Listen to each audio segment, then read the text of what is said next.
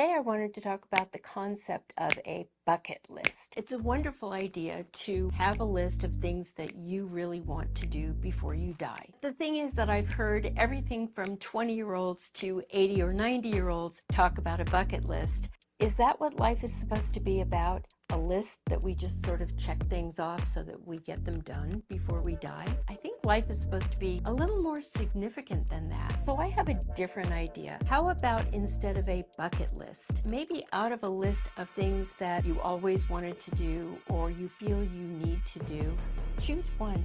Just one thing and focus on that. Then when you've explored that, choose another thing. I think it's about more than just checking things off of a list so that you make sure you have a full life before you die. When we reach retirement, a lot of people fall into a depression. Why do they get depressed? They no longer have a direction. They're fearful of the end of life. We're all getting there. And now they don't know exactly what it is they are supposed to do. So what do? They refer to the bucket list. A lot of people travel. Traveling is wonderful, but I'm going to suggest if you travel, focus more on one place at a time and really diving into the culture. Get more involved rather than just being an observer and doing something that you're checking off a list. Maybe get to know the culture a little more. Explore the cooking, maybe explore the people.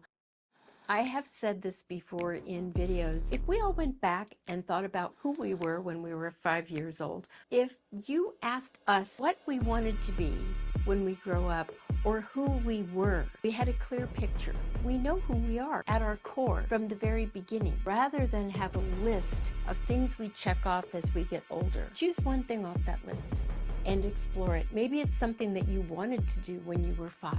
Or 10 or 25. If you're traveling, choose one country and explore the part of that country that intrigues you the most. If you ask locals when you travel what they do, that's so much more valuable than just going with a tour guide and going to places of historical interest. Doing something a little deeper is more meaningful.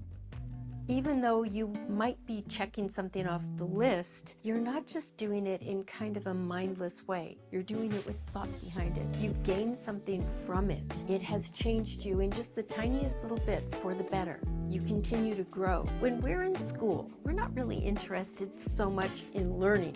We're interested in getting the diploma and getting on with life. At the end of our lives, instead of looking at life like kind of the diploma of the day, the bucket list, be curious about the learning part of that. Dive into one activity, one interest, whether you always wanted to be an artist or you always wanted to travel, whatever it is you wanted to do, let it be something that helps you continue to grow as an older person, because I think that's where we have the downfall when we get old. We think we've kind of like reached the pinnacle, that we have learned everything that we're supposed to learn, and I don't think that's true at all. What brings us value in our later years, it's the journey.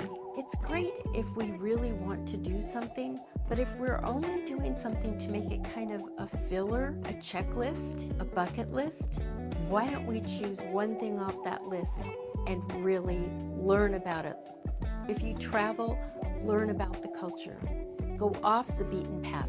Stay safe, but go to areas where locals go.